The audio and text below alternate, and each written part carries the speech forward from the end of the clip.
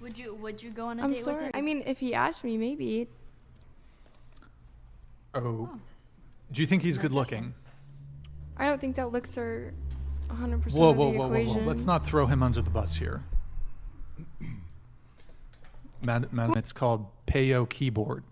Just let us know if this sways you in one direction or the other. That's giving me anxiety. This is Peyo's keyboard. Oh boy. Oh boy. Yo, is it rice?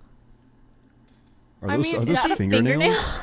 Is he willing to wash it? That's the That's a question. new friend. Or buy a new one. No, he should already be willing to maintain the cleanliness of his keyboard. I think it's a rice. I'm not sure, man. You know what I think it was? I think he quit smoking, but he used to sit inside and play Classic WoW all day and just chain smoke at the keyboard, and then just his keyboard was his ashtray, is what it was. But that wasn't just ash. I saw some fingernails, some dust, some crumbs. Wait, so What's so funny? well,